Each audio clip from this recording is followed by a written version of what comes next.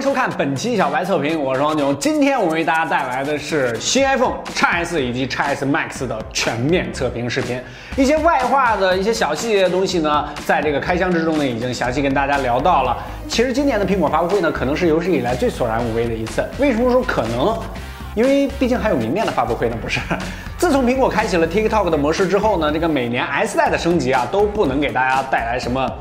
是吧？改变海印的那种冲动。今年在外化上的东西呢，就加了一个新的金色，然后还有就是给你一个放大号的 Max，在贴线条上呢也有一些小不同，但是手机里边可是改了真不少。这期视频呢，除了开箱中跟大家提到的这个相机，还有 A12的芯片之外呢，还有就是最近闹得沸沸扬扬的这个信号问题呢，在这期视频也会跟大家详解。另外还有一个，我个人觉得苹果可以说是有点超越 A12 芯片，还有就是这个相机之外啊，更大的一个亮点，这期视频也会详解。OK， 不客观真体验，小白测评马上开始。4台 iPhone 啊，肾亏了。先来点广告，肾虚有时是在过度劳累。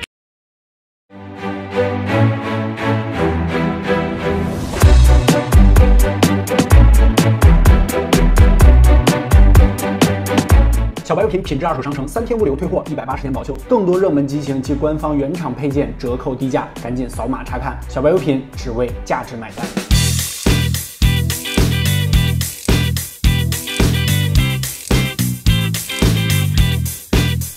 苹果作为手机行业的价格开创先驱啊 ，iPhone XS 和 iPhone XS Max 最低8699起，最贵的 Max 512G 12799，四舍五入就是1个亿啊！这还不算那些什么限量定制奢侈品牌。这次的 iPhone 可以说是量产机里面最贵的一个了。我们也很好奇大家是怎么看待这一次的新 iPhone 的，我们又做了一次街访。我就是觉得苹果现在越来越贵了，我觉得没必要买，性价比太低了，它就价格上领先了很多，然后其他配置上我觉得没有变化。我不会用这1万多块钱买一个手机，因为我觉得这种是一个不够理性的一个消费。如果我有 iPhone 10的话，我可能会更愿意去接受这个 iPhone 4S。没怎么了解，因为都买不起。这个手机它卖1万块钱的话，首先作为我的话，我肯定不会去买，买不起，卖1个肾都不够，就得卖2个肾了吧？我觉得越贵的越好，大挺好用的，好看啊。然后颜色好看啊，贵啊，好啊。就是我刚买了叉，然后我男朋友还没点数给我买 MS 哦，所以我现在想跟他分手。看是针对什么人群使用，或者有钱的，感觉买这个手机就像几百块钱，那几十块钱有钱人换一个也无所谓，对不对？可能还是会买这个吧。那我肯定会是把全部主机买完，我会买台 PS4，然后再买台 Xbox， 然后再买 NS， 我还可能剩很多钱，我还能把可能3个大作买完。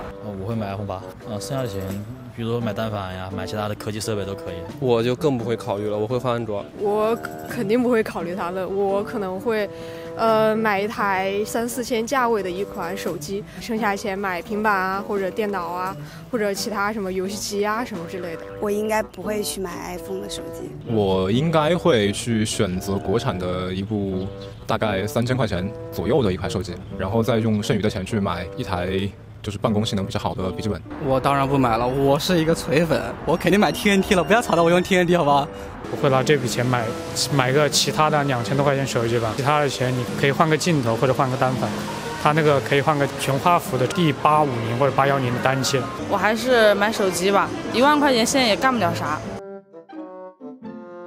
不要让别人知道，为什么这个事情一定要让别人知道呢？发朋友圈嘛，那还能发什么？发微博，我这微博玩的少。我一定要让别人知道吗？那我觉得我没有必要去炫这个东西啊。说那个最新款应该是金色，然后就拿着那个金色手机让别人拍张照，然后发个朋友圈呗。空间和朋友圈不都有那个手机认证吗？512G是吧？黄钻可以定制，特别喜欢炫耀这些东西。快递的那个界面发到朋友圈里面，先发个说呗，那就开个黄钻在后面标起来呗。比如说吃饭的时候把它掏出来放桌上，就所有的那些设备就是能显到朋友圈里啊、空间啊都显示出来就好了。稍等一下，我接个电话。喂，我刚买了一个 iPhone， 你知道吧？512G 的。金色1万多块钱，你知道吗？我感觉现在年轻人都比较有钱，我觉得一个 iPhone 根本就不值得拿出来炫耀。然后出去不带壳，就必须要这样玩手机的。然后在外面一定要自拍，这样别人就可以看到你的手机了。一个手机又不能体现自己身份是吧？喜欢车，喜欢房子，喜欢手表，对不对？我不会炫耀，我不虚荣。采访一圈也又没什么人接受采访。哎，前面有个帅哥，我们采访一下。哎，那个帅哥，打扰了。哎，你们这从哪儿播？那个微信公众号搜索“小白测评”。我会上电视吗？会，是吗？是的。嗨，我觉得挺好的吧，可以接受，我觉得真不贵。不，我一定会买最贵那台 iPhone 的。我这人其实特别低调的，是吧？这手机这个东西是吧？谁会在意呢？是吧？是不是有钱的人炫车炫表，对不对？是不是？对于这次的新 iPhone， 视频前面你怎么评价呢？可以做一波弹幕。这次 iPhone 最大的升级，在我看来不是 Max， 而是这个 A12 Bionic 仿生芯片了。本来还以为苹果会换个名字，没想到还是叫仿生，怎么不想个新名字呢？上一代叫仿生，这一次叫超生怎么样？A12 呢，除了是首款量产的7纳米芯片啊，神经引擎也是从 A11 的双核升级到了8核，确实超升了不少啊。这个性能方面自然也是飙升，从 A11 每秒可以处理6000亿次操作，升级到可以处理5万亿次操作。跑分自然也是傲视群雄，我们实测安兔兔跑分35万 ，Geekbench 4单核4800多，多核1.1万，吊打目前所有安卓旗舰骁龙845以及麒麟970、980应该也不在话下。20管应用2轮打开时间 ，Max 以114秒在我们的数据库中位列第2 ，XS 以120秒位列第5。虽然排名不是第一，但是整个过程丝滑流畅，没有任何卡顿和杀死后台的情况，是我们体验所有手机中最出色的一个。但是升级 iOS 12的 iPhone 10也凭借130秒在数据库中排名靠前，并没有被 XS 和 Max 拉开太大距离，体验也是非常出色。同时在我们的日常使用中，目前为止也确实没能感受到和 A11 有特别明显的差距。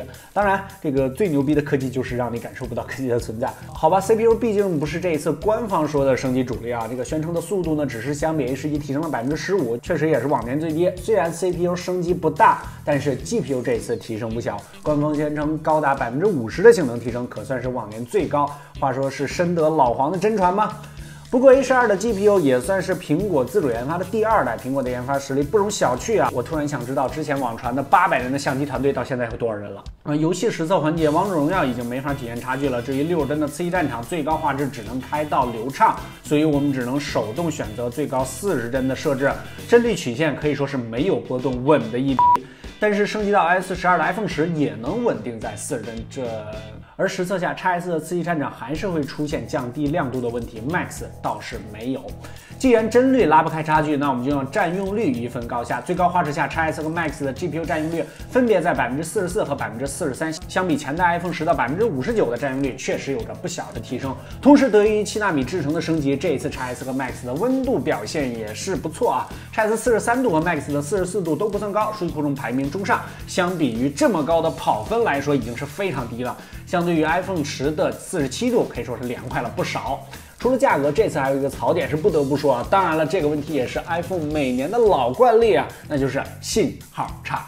虽然苹果宁可打破对称的美感，也要增加2条天线，好像也并没有给 XS 和 Max 带来更好的信号，甚至反馈还不如上一代。虽然是网络吐槽颇多，但是可以实锤的测试数据主要是来自 Wireless 的一篇文章。不过它的数据呢，也并不是他们自己实测的，而是来自 FCC 的公开测试报告。这份报告的数据可靠性还是很高的。这里要特别感谢一下 Wireless 根据数据制作的表格。报告中 XS 和 Max 在大多数蜂窝频段中，射频功率输出都不能超过200 MW 这一标准线，相比于X和8P 来说要低上不少。普遍的猜测中，导致这一问题的主要原因是苹果今年全线都采用了英特尔 PMB9955的基带，放弃了高通基带。其实这并不是苹果首次使用英特尔的基带，早在2017年第一代 iPhone 采用的就是英飞凌基带，也就是英特尔基带的前身。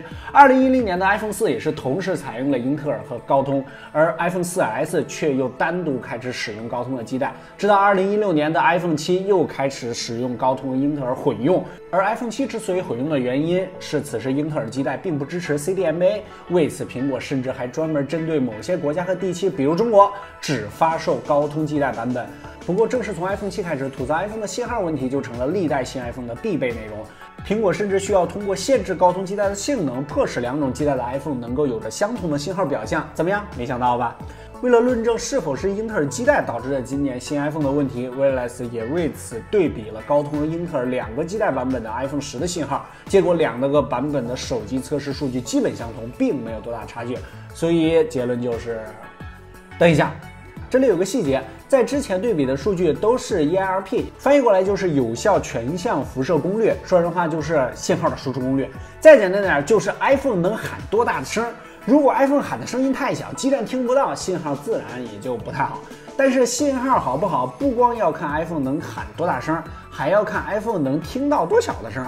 嗓门大但是听不见，或者听得见但是声音小，信号自然都不会好。能听见多少的声，也就是接收灵敏度，能侦测到最小的信号强度，也是影响手机信号强度的重要因素之一。而影响到 iPhone 能听多小声、喊多大声的过程中，基带仅仅是其中一个环节。科普时间到。手机接收信号的整个过程中，首先是通过天线接收到基站发出的信号，然后天线将信号发送给射频前端进行处理，射频收发器处理并翻译，最后才是交给基带，基带才将信号翻译成实际的内容。手机发送信号的过程则正好是反过来，基带将内容传递给射频收发器翻译，然后递交给射频前端进行处理，最后就是交给天线射出去。所以说，手机信号其实是一套环环相扣的系统，任何一个环节的问题都可能导致信号出现问题。这一次 iPhone XS 和 Max 的信号问题是不是变差了呢？但是它应该不是基带的锅。再次感谢一下 Wireless 制作的表格，可以看到 FCC 给出的 Max 1号天线的射频功率不尽如人意。在信号进入天线之前，也就是射频前端给出的信号功率，除了 B30较低之外，其他功率都还是很好的。所以这次信号门的锅目前需要天线局来背。不过也为难天线局了，虽然天线的物理结构并不复杂，但是设计和构造的难度却是与日俱增，主要原因是日益剧增的屏占比挤占了天线的净空区。这或许就是苹果依然在 XS 和 Max 上保留了4毫米大边框的主要原因吧。总结一下，我们有可能来说因为我们没有非常专业的实验室，这次的信号门问题原因是基带的可能性不大，可能性非常大的就是由于天线的设计了。目前还不能定论 XS 和 Max 是不是比 iPhone 10还差，但是起码和 iPhone 10是一样差的。不过没关系，反正还是会买吧。根据我自用的这台 Max 呢，在信号不太好的时候，相对于我用 iPhone 10的时候，我觉得它应该是更不好了一点。哦，对了，怎么能忘了双卡双待这个有生之年的事情啊？不过仅有 Max 和 XR 支持双卡，这个 XS 呢并不支持，而实体双卡版本呢为中国特供版。但是这次台湾省是和其他地区一样的实体卡加上 eSIM 卡的版本有些特殊，支持上除了不能同时使用2张电信卡，其他组合可以任意搭配。但是和绝大多数安卓机一样，如果一张卡正在打电话的话，另外一张是不能上网也不能通话，电话也进不来的，也就是双卡双待单通。不过苹果表示后续会通过软件升级解决这个问题，状态栏的信号图标会变成上下2个，分别对应主卡和副卡。打电话的界面也可以切换拨号卡，或者是在设置内选择一个默认拨号，发短信的时候也是一样。不过在双卡的细节上 ，iPhone 的体验找安卓机还是有不小的差距的。比如通知栏依然不能快速的切换上网卡，需要通过层层设置才行。短信界面也不能直观的看到是哪个卡发短信，也需要进入详细信息才可以查看。而当你使用了其中一张手机卡给一个手机号码发短信之后，那么你就没有办法切换到另外一张手机卡再给这个号码发短信了。看来苹果在一些双卡的细节上还是确实缺乏经验啊。话说库克要不要来一台安卓机体验一下双卡功能？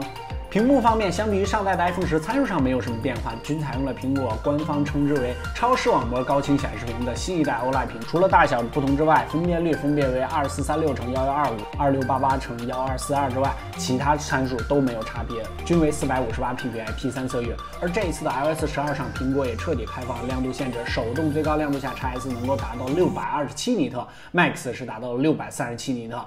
iPhone 10得益于 iOS 12的升级，手动最高亮度从之前的563尼特上升到636尼特。手动最高亮度下 ，XS 和 Max 的同频最高亮度差有67尼特和80尼特之高。我们重测了一下 iPhone 10，也有65尼特。相比之下 ，SU Plus 的同频亮度差仅有16尼特啊。其实不然，手动最高亮度下 SU Plus 的最高亮度仅有390尼特，而 XS 和 Max 则有600多尼特的亮度。在不同亮度下，屏幕本身的素质以及 PWM 调光机制都会对亮度的均匀性产生一些影响。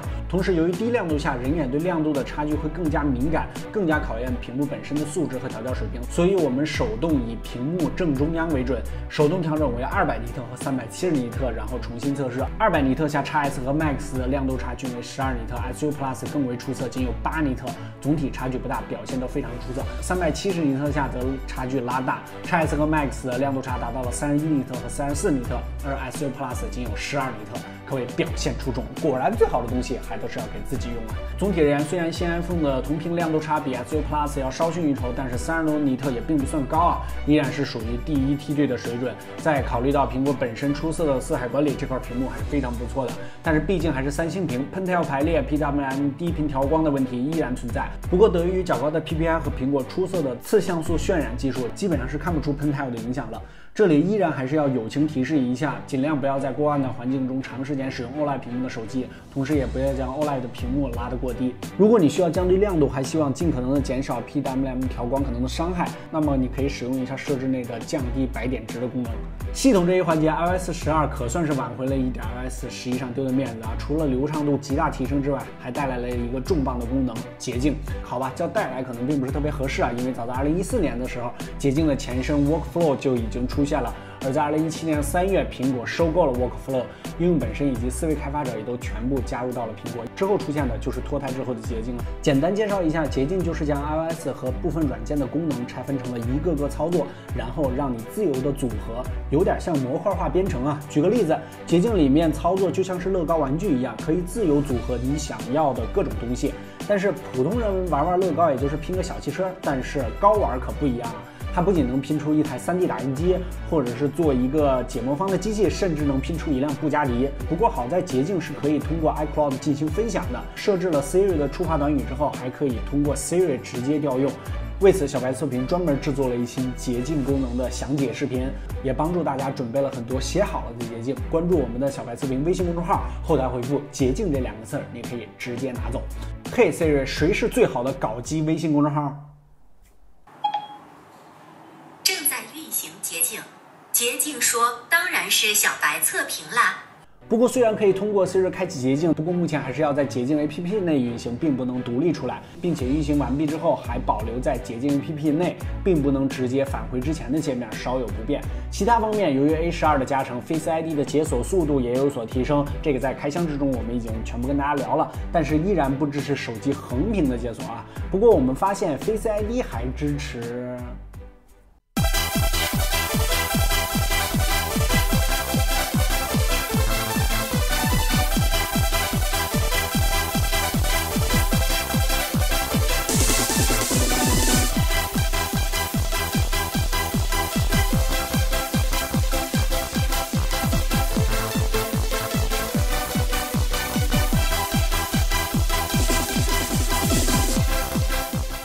今年的国产机在相机方面可谓是一步千里啊！单相片成像环节不到1年就要把 iPhone 10从旗舰机踹到千元机的水平了，也是难为苹果了。这一次新 iPhone 不仅升级了 CMOS 到 1.4mm， 得益于 A12 的升级，增加了一个 Smart HDR。简单点说，就是在触发快门之前，提前拍摄了4张普通曝光、4张短曝光和1张长曝光的照片。触发快门的时候，成片几乎无延迟，毕竟是提前拍好了的。其次就是 Smart HDR 可以实时预览 HDR 的效果，所见即所得。同时，由于 A12 的 SP 的升级，舞台光效也可以实时预览了。不过参数不重要，功能再强也要看样张。室内的环节中 ，P20 Pro 有一些发青 ，iPhone 10呢则是明显过曝，自行车的条幅已经是看不清了。iPhone 10的灯光直接过曝 ，A 字已经快看不出来了。XS 和 Max 都有一些轻微过曝 ，P20 Pro 表现最佳，但是这里 P20 Pro 好像加了一点锐化啊，看起来有一些微脏。XS 和 Max 表现干净一些。大逆光场景下 ，P20 Pro 依旧是德味十足。iPhone 10不仅高光爆了，边缘的紫边也是很明显。XS 和 Max 表现非常出色，几乎看不出紫边。夜景环节上 ，iPhone 10依然是高光过曝，已经快看不出灯的颜色了。P20 Pro 稍微有一点点欠曝，但是纯净度非常高，细节保留最好。XS 和 Max 涂抹有些严重，细节有所丢失。最后一组的极限暗光中，毕竟是旗舰机环节，肉眼已经看不太清的情况下，依然可以拍出不错的效果。P20 Pro 依然是力压群雄，不仅拍出了树，后面窗口的栏杆也是清晰可见。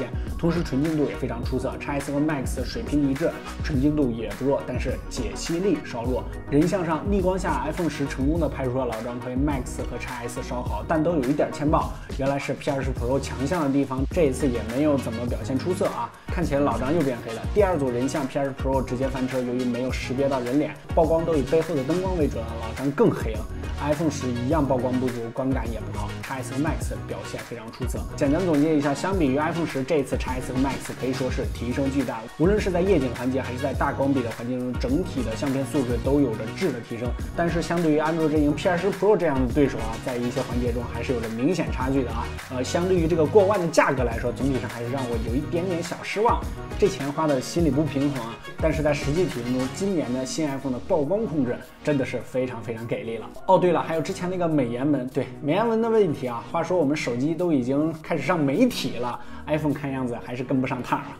别都聊得差不多了，最后来说一下续航。今年的 iPhone 其实还是很良心的啊！你看啊，除了出现 iPhone 有史以来最大的电池 Max 3137毫安时，不过 XS 反而变小了，只有2658毫安时，居然还赠送了数据线、耳机，还有5伏1安的充电头。你要仔细看啊，一个闪电口的耳机可就要229，一根数据线149，5伏1安的充电头，官网好像下架了。没关系，小白优品商城有啊，只要49还包邮，全场手机低价，180天保修，还有3天无理由退货啊！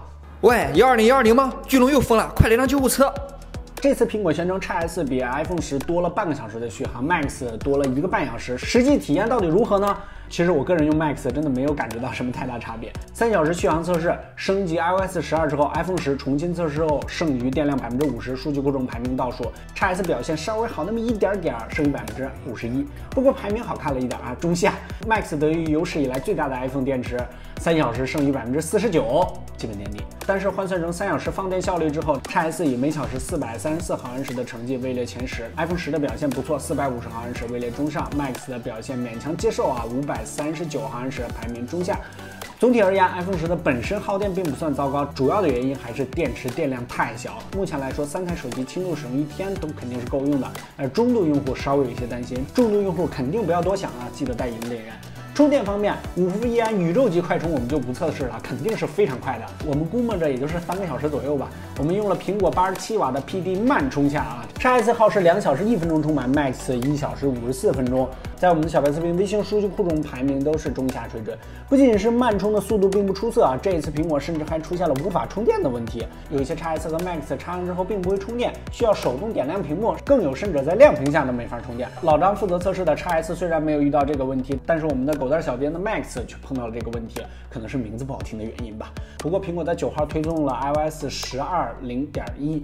表示修复了这个 XS 无法充电的问题，不知道还有没有小伙伴碰到这个问题呢？可以走一波弹幕。之前每年的新 iPhone 发布包括这个机器本身啊，苹果基本上都是一个稳字的代言人啊。今年的这个新 iPhone 呢，又是这个信号问题啊，又是各种门，这个门那个门，有点像国内安卓机发布，这个一发布一波3折，各种各样的事儿，感觉上没有之前那么稳了。A12 白光那个芯片呢，确实是地表最强，但是目前呢，确实还没有足够大的这个应用或游戏能撑得起来它，没有什么特别明显的感觉。可能等待苹果修复了上一代 iPhone 这个过于流畅的 bug 之后，这个感觉就明显了。但是在我看来呢，今年有一个除了芯片和相机之外最大的爆点，那就是捷径。大家可能觉得有点意外啊，觉得这个东西可能只是一个小功能，或者说是一个小 APP， 但是在我看来，这个后边蕴含着很大的苹果的野心吧，那就是大数据。捷径呢，它主要就是和 Siri 的结合，给用户的无限可能。待这个功能以后完善之后，把软件的功能和系统本身自带的功能打散成各种各样的模块，然后再重新组合。苹果有这么大的用户基础，还有就是无数的开发者，这个捷径功能未来的丰富程度可以说是难以想象。还有就是收集大数据，因为通过捷径的后台大数据呢，苹果可以知道目前的用户需要什么样的功能，他需要什么软件的什么功能，这些用户习惯和信息都是可以被苹果收集到的。它不仅可以根据这些大数据迭代自己的捷径，甚至可以根据大数据来迭代 iOS 12，乃至于外化到硬件上的更新。OK， 全面测评内容颇多啊，感谢大家收看到这儿。这个我们也不是空手来的，这期视频呢，我们依然会送出一个小礼物呢，就是小白测评自营的这个全新的 AirPods 无线耳机一个。今年没有发布第2代啊，有一些小小的遗憾。活动方法呢还是老规矩，关注我的新浪微博小白 MTX， 转发这期视频的置顶微博，我们将会送出这个 AirPods。OK， 最重要的就是我们的微信公众号了，大家扫码关注小白测评，每日新鲜资讯，每日云。最重要的，我们的小白优品品牌商城也可以直接进入，这个3天无理由的退货，3天。这个180天的保修，这个全网低价，大家赶紧有事没事去逛一逛。我们的配件呢也基本上覆盖了所有品牌的所有机型，小白品的回收也是开启了。不客观逆言小白测评，我们下期视频再见，拜拜。坐。怎么了？如果 B 站的小伙伴喜欢我们的视频，欢迎点哦，对，点赞、收藏、投硬币。对。哎，稍等一下 ，B 站的小伙伴如果喜欢我们的视频，记得点赞、收藏、投硬币哦。